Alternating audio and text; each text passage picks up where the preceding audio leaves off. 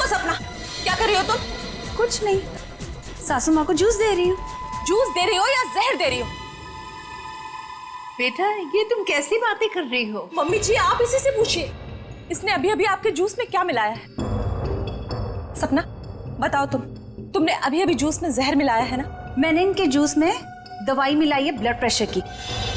लो, फिर से हमारा फैमिली ड्रामा शुरू हो गया। अच्छा, ब्लड प्रेशर की दवाई?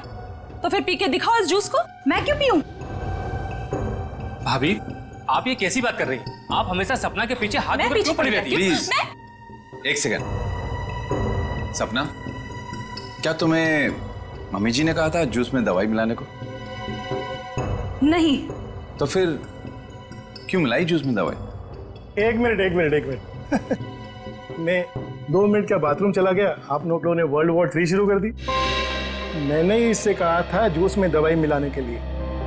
सपना आज का डोज भूल गई थी तो मैंने कहा जूस में मिला दो।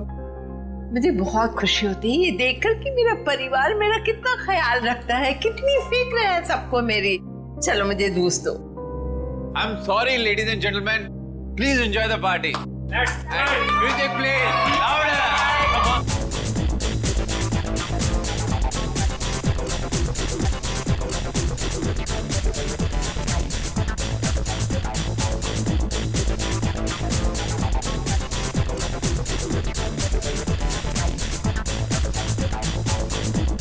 नमस्ते। नमस्ते। महेश, कैसे हैं आप?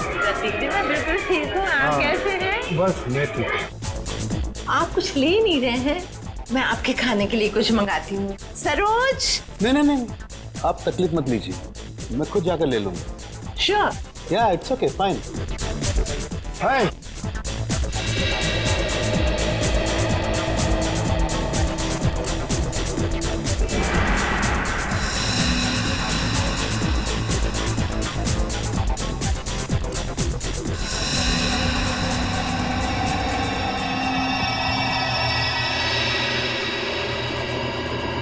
आनंद।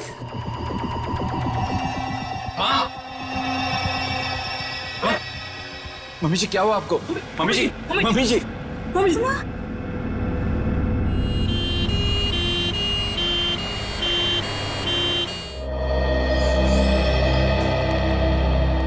आइए सर, नमस्ते। मेरा नाम अहम है सर, मैंने आप लोगों को फोन किया था। अच्छा, अब कैसी है तुम्हारी मम्मी? डॉक्टर से इलाज कर रहे हैं सर, पता नहीं क्या होगा। घबराओ नहीं, सब ठीक हो जाएगा। जिस किसी ने मेरी माँ को मारने की कोशिश की है ना, उसको आप छोड़ना मत। एक बात बताओ अहम, क्या तुम्हें किसी पर शक है? मेरा मतलब है कौन कर सकता है ये तुम्हारी मम्मी के साथ? मुझे तो सभी पर शक है सर। अहम, कौन है ये लोग? CID। CID? पर किसने बुलाया इन्हें? मैंने बुलाया।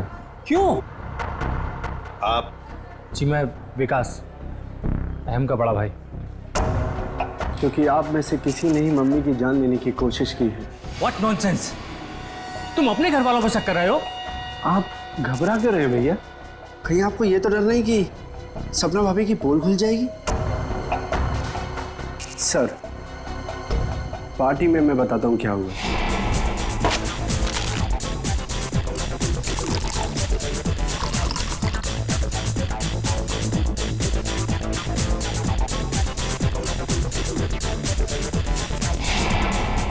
तुम्हारी सपना भाभी पर शक है तुम्हें? Yes sir. सपना कहाँ है? सपना हॉस्पिटल नहीं आई, वो घर पर ही है। वैसे आप कौन है? जी मैं काव्या। हमारी भाभी है सर। सर, अहम बच्चा है, ये आप लोगों को बहका रहा है सर। विकास जी, हम CID वालों को कोई बहका नहीं सकता, समझे? कहाँ है आपकी मम्मी? मम्मी ऊपर ICU वार्ड में है।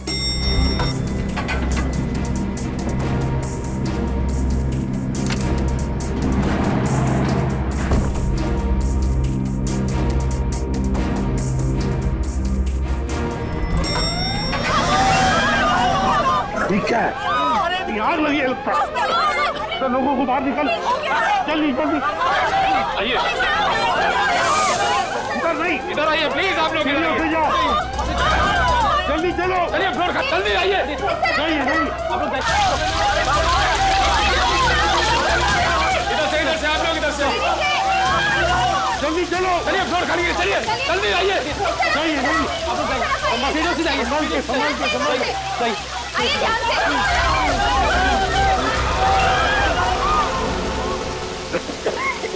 ईशान, ये कोई आग वाला धुआं नहीं है, इसकी गंदी कुछ अलग है। ये धुआं किसी और चीज का है, किसी केमिकल का।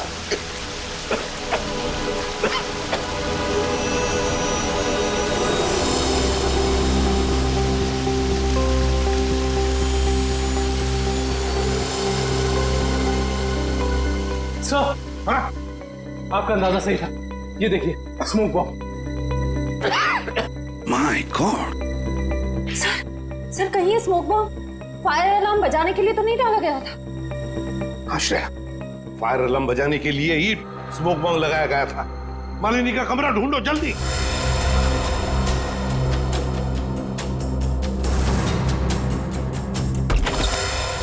अरे बेड तो खाली है। ये मालिनी जी कहाँ चली गए होंगे? ऐसा लगता है मालिनी जी जान खतरे में।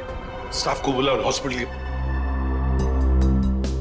हॉस्पिटल के वार्ड में से एक मरीज गायब होता है और किसे कुछ पता नहीं। वाह, हम भी क्या करते साहब, जब हॉस्पिटल में भगदड़ मची तो हम अपनी जान बचाने के लिए यहाँ से भाग गए। क्या तुम लोग जान बचाने के लिए भागे, मरीज को ऐसे ही छोड़कर? शर्म नहीं आई तुम्हें? सर, ये अचानक कैसे हुआ पता भी नहीं चला। हम मालिनी जी के परिवार वालों को बताने ही वाले थे कि उनकी मौत हो गई है। क्या? उनकी मौत हो चुकी है? जी सर, इसका मतलब किसी ने मालिनी जी की लाश को गायब किया है। और सर, ये काम किसी हॉस्पिटल के बाहर वाले का नहीं हो सकता। सर, आपसे एक रिक्वेस्ट है, ये बात आप अपने तक ही रखिएगा। अगर मीडिया वालों को मालूम पड़ा तो हमारी इज्जत और हॉस्पिटल की इज्जत मिट्टी में मिल जाएगी। सर चुप रहिए प्लीज सर, प्लीज चुप रहिए प्लीज। लाश गायब हुई है हॉस्पिटल से, पर आपको अपनी और इस हॉस्पिटल की इज्जत की पड़ी है। हाँ? एक बात ध्यान से सुन लो, तुम्हारे इस हॉस्पिटल का एक एक दरवाजा, एक एक खिड़की अभी इसी वक्त बंद चाहिए। मुझे एक चिड़िया तक बाहर नहीं जानी चाहिए, समझे? जी सर। सुना तुमने? जी। गो इमीडिएट। दुष्यंत, हॉस्पिटल का कोना कोना छान मारो, कहीं तो छुपा के रखी होगी मालिनी की लाश को, कहीं तो। हाँ।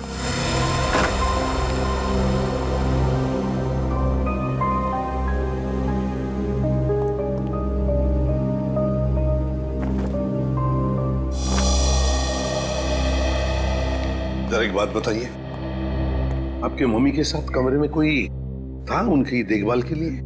जी सर, मेरे पति आनंद वहीं पर थे। आप मम्मी के साथ थे? तो फिर ये सब हुआ कैसे?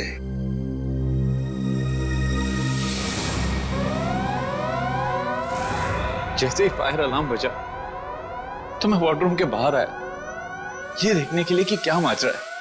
हर तरफ धुआं ही धुआं था, लोग पागलों की तरह यहां वहां भाग रहे थे। धक्का मुक्की में कुछ लोग मुझे मम्मी जी के वार्डरूम से बहुत दूर ले गए। जाकर भी मैं वार्डरूम तक नहीं पहुंच पा रहा था। किसी तरह जब मैं मम्मी जी के वार्डरूम में पहुंचा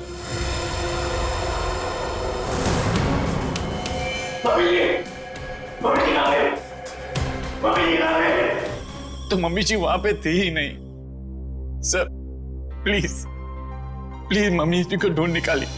सर, हर जगह चेक कर लिया, मालिनी जी की लाश कहीं पर भी नहीं है। और सर, मॉर्ग में भी चेक किया, लाश वहां भी नहीं।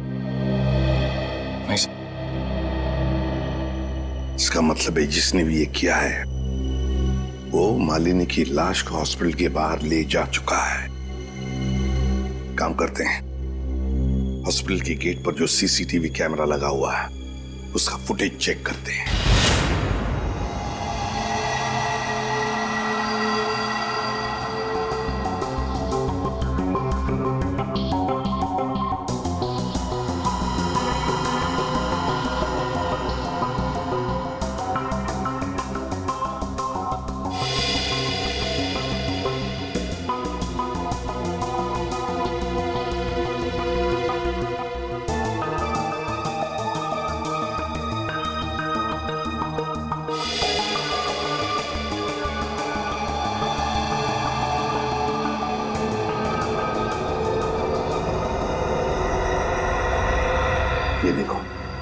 एक झटके में गाड़ी रिवर्स हो गई और हॉस्पिटल के बाहर भी निकल गई। जरूर मुजरिम मालिनी को इसी गाड़ी में लेकर गया होगा। एक मिनट जरा इस फुटेज को रिवाइंड कीजिए, हमें कार का नंबर चाहिए। पॉज करो, जूम इन करो। XYZ5139। सर आप सही कह रहे हैं, या मुझे मालिनी जी को इसी गाड़ी में लेके गया होगा। हाँ निखिल, काम करो, कंट्रोल रूम में फोन करके इस गाड़ी का डिस्क्रिप्शन दे दो और उनसे कहो जहां पर भी ये गाड़ी देखे हमें इन्फॉर्म करें लोकेशन। और ये गाड़ी ये तो आग लग गई है।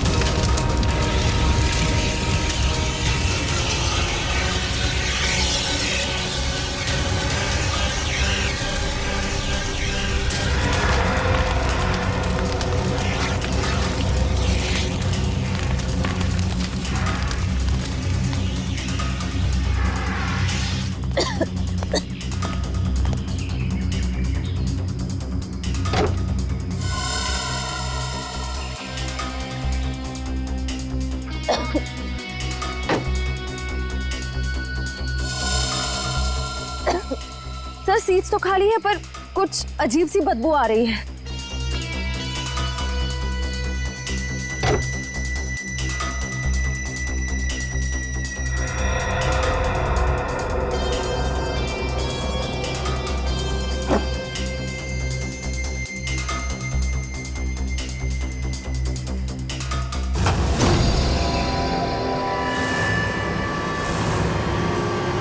दया, लाशों से बात करना कोई आसान है क्या? और लाश भी जली हुई हो और मुश्किल हो जाती है ना। आप तो हमेशा कहते थे कि सालुंकी के लिए कोई काम मुश्किल नहीं है, वो तो नहीं दया, खूनी ये सोचता था कि लाश को जला देगा तो हमारा इन्वेस्टिगेशन शुरू होने से पहले ही अटक जाएगा, हमारी नैया बीच भंवर में अटक जाएगी। तो इस अटकी हुई नाव को बाहर निकालिए ना सर। आप कुछ ना कुछ रास्ता तो निकाल ही लेंगे आप। आपको पता है फ्रेडी आपके बारे में क्या बता रहा था? फ्रेडी क्या कह रहा था मेरे बारे में? नहीं ऐसा कुछ खास नहीं, वो कह रहा था कि डॉक्टर सालुंकी की उम्र हो गई। अब बहुत ज्ञान है आपको। हाँ देखो दया, जो लोग मेरे संन्यास लेने के बारे में सपने देख रहे हैं ना, उन्हें जाके बोल दो अपनी नींद से जाग जाए। मैं संन्यास नहीं लेने वाला हूँ ना, मैं तो इस केस को सॉल्व करने के बाद स्विट्जरलैंड जाने वाला हूँ। कहाँ जाने वाला हूँ? स्विट्जरलैंड। एग्जैक्टली। हम भी चलेंगे आपके साथ स्विट्जरलैंड, पर पहला कदम तो उठाइए इस केस को सुलझाने की ओर। पहला कदम तो उठ चुका है भाई। अच्छा, ये देखो, ये सर बॉडी जलने की वजह से हो गया है? जी नहीं, ये बॉडी को फिनाइल से धोने की वजह से हो गया। क्या? इस लाश को फिनाइल से धोया गया?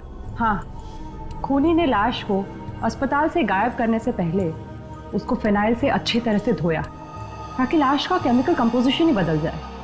खूनी ने हर कदम इसी मकसद से रखा है ताकि हमारे रास्ते में ज्यादा से ज्यादा कठिनाइयां आ सके। इस लाश को पहले फिनाइल से धोया और फिर इसे आग लगा दिया? जी हाँ, और सबसे पहले क्या जलाए? सबसे पहले जलाए बाल, क्योंकि बालों में सबसे ज्यादा और सबसे पहले असर होता है जहर का। सर काव्या ने बताया था ना कि शायद जहर सपना ने दिया है मालिनी जी को। हाँ, इसीलिए तो जला दिए ना भैया, सबसे पहले बाल, क्योंकि जहर दिया था। मतलब ये सब सपना का ही काम है।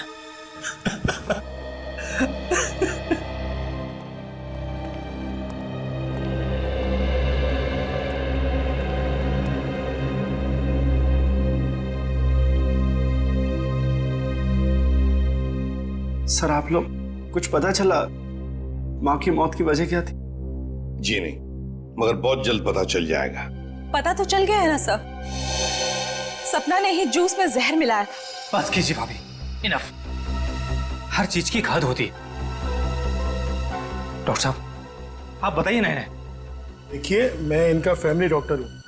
सपना ने जूस में ब्लड प्रेशर की दवाई मिलाई थी, जो मैंने ही उसे कहा था। ओह अच्छा। अच्छा एक बात बताइए, क्या लगता है आप लोगों को, कौन कर सकता है ये? कौन मार सकता है आपकी माता जी को? मैं कुछ कहना चाहूँ। आप? जी सर, ये हमारे परिवार के वकील हैं, मिस्टर संजीव।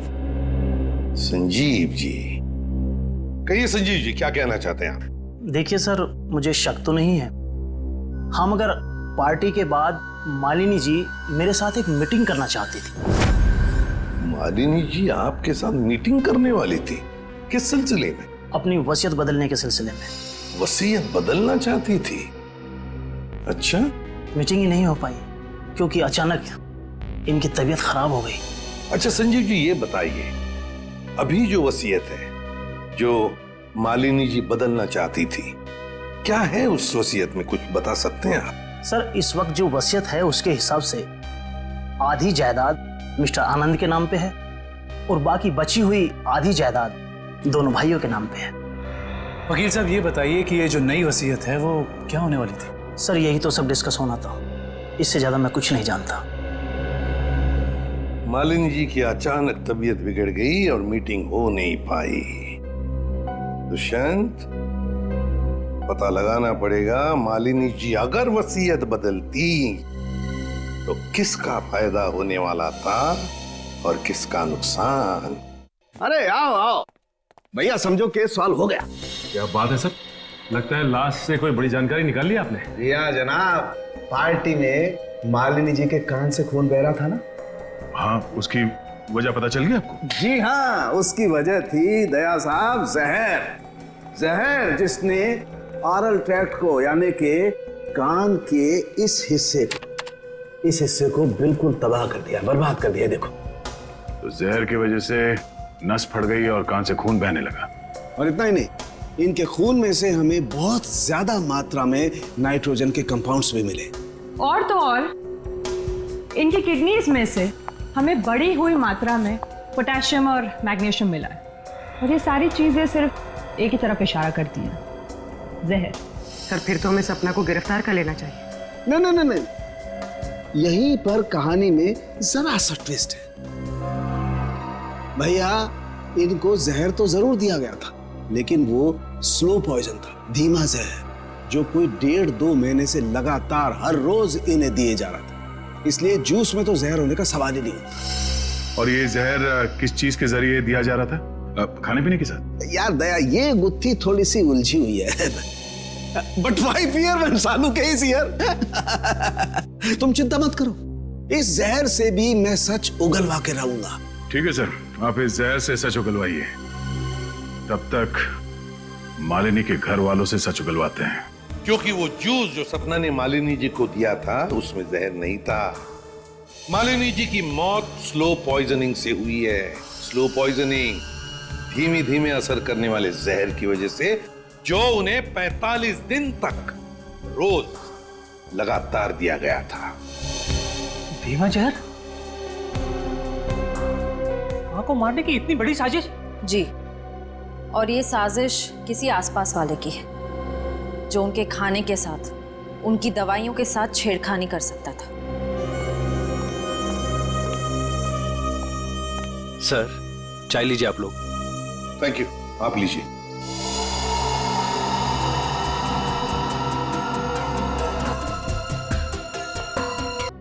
अच्छा।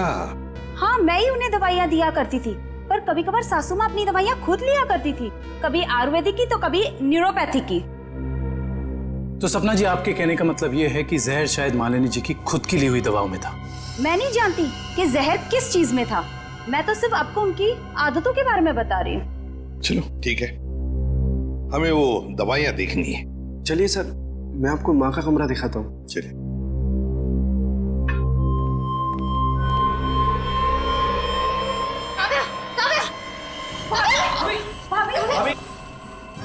भाभी, क्या हुआ आपको? भाभी, सांस लेने में दिक्कत हो रही। सुरेश, पानी लाओ। अरे पानी लाओ। दुष्यंत, लता इनकी तबीयत बिगड़ती जा रही है, जल्दी से एम्बुलेंस बुला लो और हॉस्पिटल ले जाओ इसे। श्रेया, तुम भी जाओ साथ में।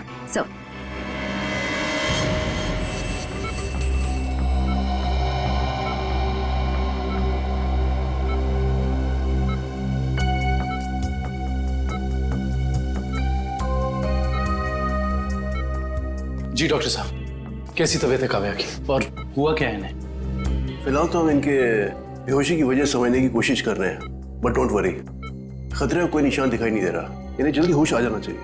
Thank God. वैसे भी सासू माँ के मौत के सदमे के बाद हम उभर नहीं पाए। कम से कम काव्या भाभी को कुछ नहीं होना चाहिए। डॉक्टर साहब, इन्हें जैसी होश है हमें बता दीजिएगा। या sure, thank you.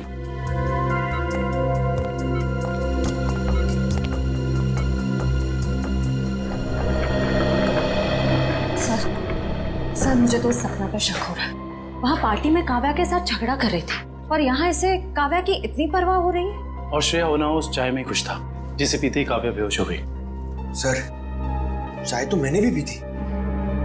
Thank God मुझे कुछ नहीं हुआ। Are you sure Pankaj? Sure मतलब सर? मतलब चक्कर वक्कर तो नहीं आ रहे ना तुम्हें? चक्कर? नहीं सर, चक्कर नहीं आ रहे, मगर पेट में कुछ गड़बड़ लग रही है सर।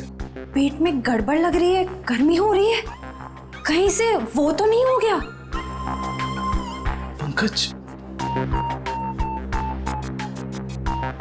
और अगर तुम्हें सीरियसली कुछ हो भी गया है तो हम हॉस्पिटल में ही है ना। अजीब बात है, ये काव्या का पति आनंद अभी तक आया नहीं। पंकज, उसका नंबर ट्राई करो।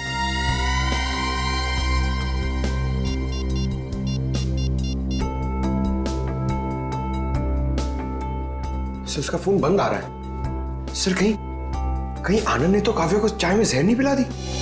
हो सकता है पंकज। सर अगर चाय में जहर था तो हो सकता है कि नौकर भी शामिल हो। सर, क्या कहा डॉक्टर ने? क्या हुआ काव्या को? सर डॉक्टर के मुताबिक काव्या की चाय में जहर था और पंकज रिपोर्ट से क्लियर हो गया है। काव्या की चाय में जहर था? सुरेश,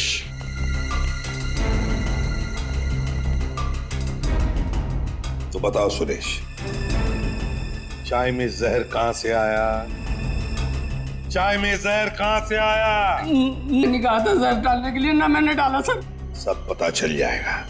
एक बात बताओ, जब तुम चाय लेकर आए थे तो चाय कहीं पर रख दी थी और कुछ दूसरे काम के लिए गए थे? हाँ साहब, याद आया। मैं सुबह जब चाय लेकर आ रहा था तो आनंद साहब ने मुझे कुछ खाने के लिए लेकर आने को कहा। अरे सुरेश, सिर्फ चाय? कुछ नाश्ता भी ले जाओ। कल रात से किसी ने कुछ भी नहीं खाया। जाओ। जी साहब।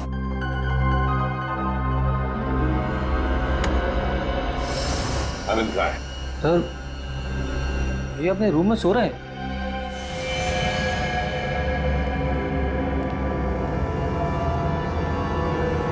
कहाँ है आनंद?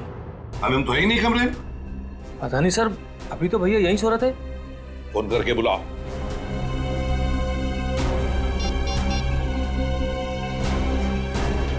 सर घंटी जा रही, भैया फोन नहीं उठा रहे।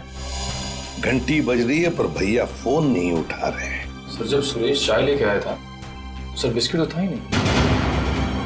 और तो और सर जब चाय आई तो वहां पे आनंद भी नहीं था, तो आनंद को पता कैसे चला कि कौन सा कप किसके हिस्से में जाने वाला है?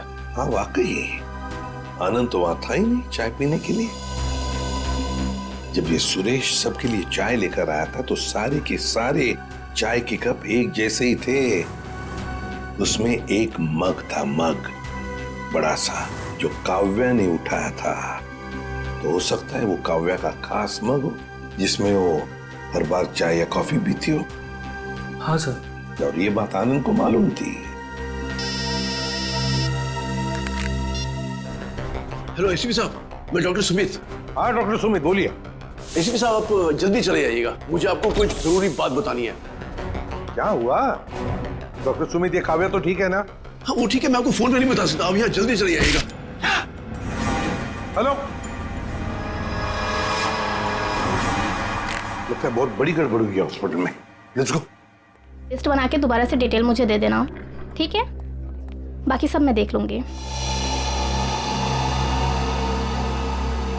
डॉक्टर सुमित कहाँ मिलेंगे? सर उन्हें तो आईसीयू में भर्ती किया है। डॉक्टर सुमित को आईसीयू में भर्ती किया है? क्यों? सर एक बहुत बड़ा हादसा हो गया। डॉक्टर सुमित अपने कैबिन में खून में लथपथ मिले सर, और उनके सर पे बहुत गहरी चोट आई है। माय गॉड, क्या मिल सकते हैं उन्हें? फिलहाल तो नहीं सर, वो कोमा में है। होश में कब आएंगे नहीं पता। दुष्यंत, जरूर ये वही मुजरिम है जो ये सब कर रहा है। वो अभी भी हॉस्पिटल में ही है, पहले मालिनी के साथ और अब डॉक्टर सुमित के साथ।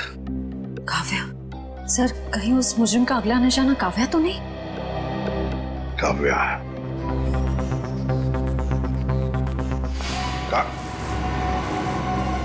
काव्या कहाँ चली गई सर?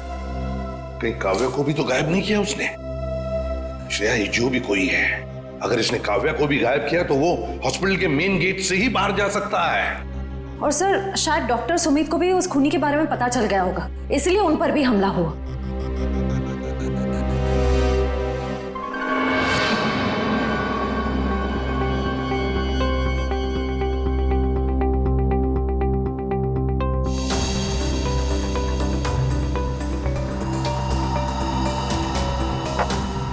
निखिल,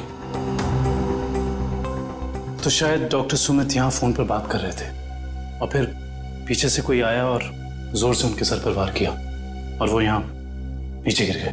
हाँ साहब, डॉक्टर साहब के सिर के पीछे चोट आई है। अच्छा, हादसे के बाद डॉक्टर सुमित के केबिन में कितने लोग आए थे? सब 4-5 जन आए थे उनको आईसीयू में ले जाने के लिए। सर, आनंद का अभी तक कुछ पता नहीं चला है। कहीं इस सब के पीछे उसी का हाथ तो नहीं? ये आनंद ही कुछ गड़बड़ है, कुछ ना कुछ तो गड़बड़ जरूर है इस आनंद में। आइए सपना जी, आइए। कहाँ गई थी आप? वो मैं काव्या की रिपोर्ट्स लेने गई थी गैस्ट्रोलॉजिस्ट डिपार्टमेंट के पास। क्या हुआ? वहां से एक रिपोर्ट लाने में इतना वक्त? लाइन बहुत लंबी थी, मगर क्यों? क्या बात है? काव्या कहाँ है? काव्या गायब है, समझिए आप? क्या? सर ये ब्लड सैंपल्स तो ले लिए, लेकिन सर क्योंकि बाकी लोग डॉक्टर साहब के कैबिन के अंदर चले गए थे, इसलिए सारे जरूरी सबूत मिट गए। और यहाँ पे काव्या गायब है ना दुष्यंत? ये किसी एक आदमी का काम नहीं, ये जो भी कर रहा है ना उसका कोई साथी है।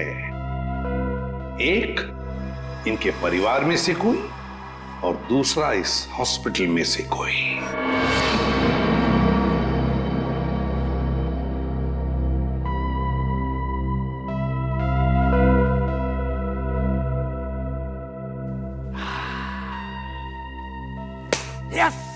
Yes, eureka! डॉक्टर साहब, क्या हुआ? ये फॉरेंसिक लैब में जश्न का माहौल? अरे हाँ भैया, जश्न का माहौल तो हो गई। स्विट्जरलैंड की हसीन वादियां पुकार पुकार के कह रही हैं, सालुखे आजा रे तू आजा, तेरा इंतजार है। मतलब आपको पता चल गया कि वो लाश के अंदर जहर कहां से गया? जहर बॉडी में आया था दांत से। दांतों से जहर? हाँ सचिन, मालिनी ने 2 महीने पहले ही अपने दांतों का रूट कैनल करवाया था और इस ऑपरेशन के दौरान उसके दांतों में जो मर्क्यूरी का इस्तेमाल किया गया था वो मात्रा में बहुत ज्यादा थी। मर्क्यूरी अपने आप में ही एक जहर है ना डॉक्टर साहब? बिल्कुल। और जब जब मालिनी जी खाना खाती थी, खाने को अपने दांतों से चबाती थी, तब तब दांतों में छुपा हुआ वो मर्क्यूरी खाने में मिक्स हो जाता था और पेट में चला जाता था और पेट से फिर पूरे खून में मिक्स हो जाता था। यही है वो स्लो पॉइजन जिससे वो बेचारी बेमौत मारी गई। सर, हो सकता है कि डेंटिस्ट ने सब जानबूझ के ना किया, गलती हो गई उससे, मे बी मेडिकल नेग्लिजेंस। नहीं सचिन, ये मौत एक हादसा होता तो लाश को जलाया नहीं जाता। जिस किसी डेंटिस्ट ने भी ये किया है, जानबूझ के ही किया है। वकील साहब, जैसा कि आप जानते हैं कि हमारी माँ अपनी वसीयत बदलवाना चाहती थी। जी हाँ। मगर वो ऐसा कर नहीं सकी, तो ऐसी स्थिति में क्या हमारा बंटवारा पुरानी वसीयत के हिसाब से होगा? दरअसल बात यह है कि मैं और आपकी माताजी। वकील साहब आप, डॉक्टर साहब आप भी? मैं तो सिर्फ ये पूछने आया था कि क्या आपकी माताजी ने कभी अपने दांतों का इलाज करवाया था 1.5-2 महीने पहले? नहीं सर, उन्होंने कभी मुझे तो। नहीं, उन्होंने कभी हमें इस बारे में कुछ नहीं बताया। डॉक्टर साहब, आप तो फैमिली डॉक्टर हैं, आपको तो पता होगा। मुझे भी कभी उन्होंने इस बारे में कुछ नहीं कहा। दुष्यंत, काम करो, घर की अच्छी तरह से तलाशी लो, शायद कुछ मिल जाएगा। और निखिल, घर में जितने भी नौकर हैं सबको ऊपर बुलाओ, लेकर आओ। एक बात बताओ, क्या तुम में से कोई जानता है कि मालिनी जी ने अपने दांत का इलाज करवाया था किसी दांत के डॉक्टर के पास 1.5-2 महीने पहले? सब एक दिन अचानक मालकिन के दांतों में दर्द हुआ तो उनका ड्राइवर उन्हें डेंटिस्ट के पास लेकर गया था।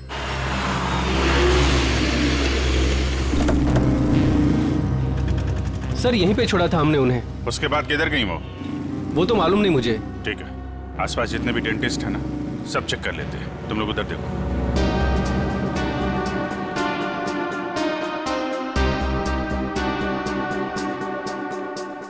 हम लोग सीआईडी से। क्या ये कभी आपके यहाँ इलाज कराने आई थी? No, I don't think so. यहाँ पर आए हैं। यहाँ से देखिए, ये 2 महीने पुरानी बात है। नो सर, ये लेडी कभी हमारे वहाँ इलाज के लिए नहीं आई। नहीं, मुझे नहीं लगता है यहाँ पर आए हैं। आई नॉर्मली मैं पेशेंट्स को याद रखती हूँ अपने। Thank you very much. Thank you. Sir उस साइड किसी भी डेंटल क्लिनिक में मालिनी को किसी ने पहचाना नहीं। अच्छा, यहाँ देख लेते हैं।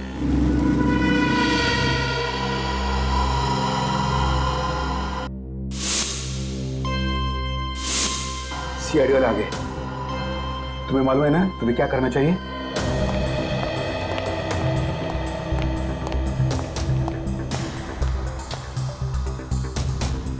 Excuse me. जी कहिए। हमें डॉक्टर से मिलना है। जी कहिए, मैं डॉक्टर कल्पना हूँ। आपके पास अपॉइंटमेंट है? डॉक्टर हम सीआईडी से। इन्हें पहचानती हैं आप? इन्हें कभी देखा नहीं है। कौन है ये? इनका नाम मालिनी है और इनका खून हो गया है। क्या? खून? क्या हुआ? खून का नाम सुनते ही आपकी जबान लड़खड़ाने की लग गई? नहीं नहीं, यहाँ पहली बार सीआईडी आई है ना, तो मैं थोड़ी नर्वस हो गई। कोई बात नहीं, आप परेशान मत होइए। Thank you very much.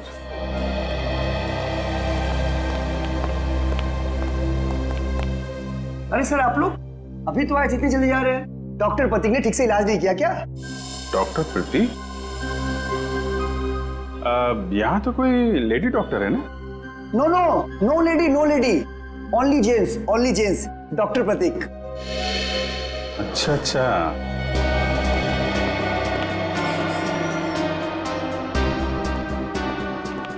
अरे सर, आप लोग फिर से आ गए? अरे वो क्या हुआ कि इनके दांत में दर्द होने लगा अचानक, तो वो जरा डॉक्टर से मिलना था। क्या नाम है उनका? डॉक्टर कल्पना। हाँ जी, 1 मिनट। हेलो।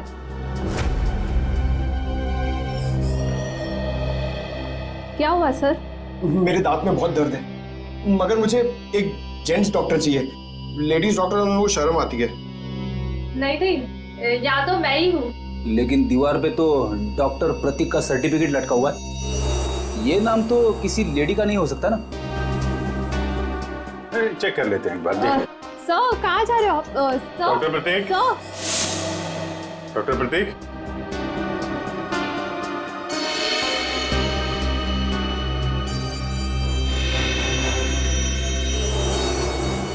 अरे डॉक्टर साहब क्या कर रहे हैं? आप चले जाइए यहाँ से। डॉक्टर साहब, कुछ गिर गया क्या यहाँ पे आपका?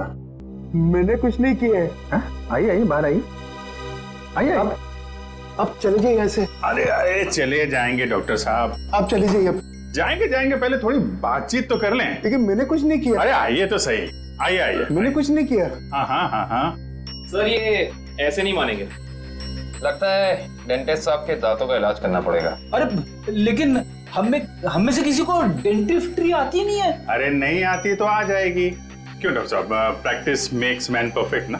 आपने भी तो प्रैक्टिस से सीखा होगा। आती। हाँ तो फिर आइए आइए, प्रैक्टिस कर लेते हैं। आइए बैठिए बेटा। अरे भाई बेटा, बैठिए। आइए आइए, बैठिए। बैठिए। ये क्या कर रहे हैं आप लोग? बैठिए। ये गलत कर रहे हैं आप लोग। तुमने जो किया वो ठीक था क्या? मैंने गलत कुछ नहीं किया। गलत तो हम भी नहीं कर रहे हैं डॉक्टर साहब, आप जल्दी से मुंह खोल दीजिए वरना बहुत दर्द होगा। बता, मालिनी का इलाज मैंने किया था। और इलाज के बहाने उसके दांतों में ज्यादा मरकुरी भी तुमने डाली थी। गलती हो गई। गलती नहीं है, ये गुनाह है। किसके कहने पे किया था? मुझे नहीं मालूम। पता आनंद पैसे दिए थे मुझे इसलिए। कहाँ मिलेगा ये? भाई गोदाम।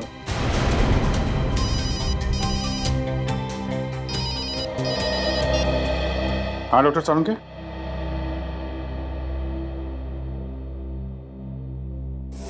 क्या? आनंद रुक जाओ, आनंद गोली चल जाएगी। आनंद रुको, आनंद।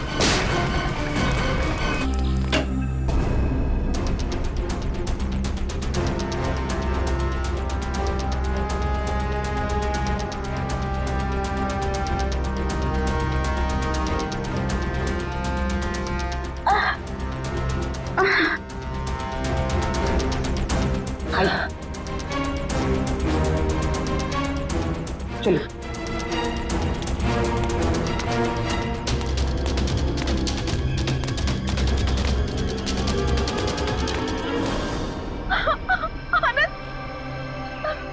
ये क्या किया आप सबने? मेरे पति को मार डाला।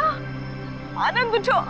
सर, इनके प्यार को तो देखकर ऐसा लगता है कि अगर इन्हें ऑप्शन दिया जाए कि ये मर जाए और इनका हस्बैंड जिंदा हो जाए तो वो ऑप्शन जरूर ले लेंगी। क्यों नहीं सर, ये तो एक भारतीय नारी का फर्ज है ना। पर अफसोस मेरे पति खुद ही मुझे जिंदा नहीं देखना चाहते थे। ये तो भगवान का शुक्र है कि मेरी चाय में जहर थोड़ा कम था, वरना आज आपको यहाँ मेरी लाश मिलती। अभिजीत, काव्या की चाय में जो दवाई के ट्रेसेस मिले हैं उससे किसी की जान नहीं जा सकती। एक मिनट, आपको कैसे पता चला कि आपकी चाय में जहर कम था? वो सर, अभी आप ही ने तो कहा। अरे हमने कब कहा? हाँ याद आया, आनंद ने बताया था। हाँ? आनंद कैसे बताएगा? आनंद बेचारा तो खुद ये बात नहीं जानता था। ये बात जानती थी तो सिर्फ एक औरत, और वो औरत तुम हो काव्या। आनंद, तुम जिंदा हो। मेरे साथ इतना बड़ा धोखा। क्या करें, लोहे को लोहा काटता है, उसी तरह धोखेबाज का एक ही इलाज है, धोखा। जब डॉक्टर प्रतीक ने हमें बताया कि आनंद 22 गोदाम में मिलेगा,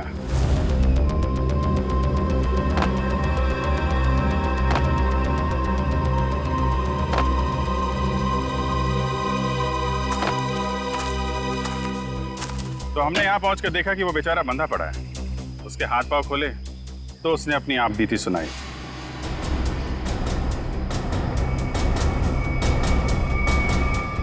किसने किया ये सब? है ये सब मेरी देवी काव्या ने किया है सर।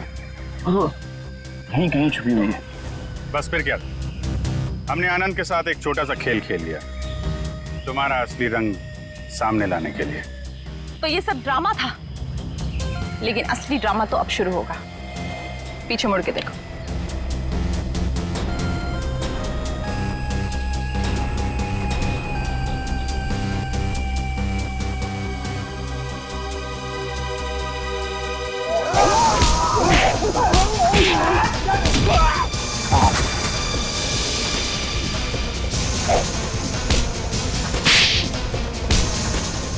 बड़ी भारतीय नारी होने का ढोंग कर रही है। तुम जैसी नहीं होती भारतीय नारी।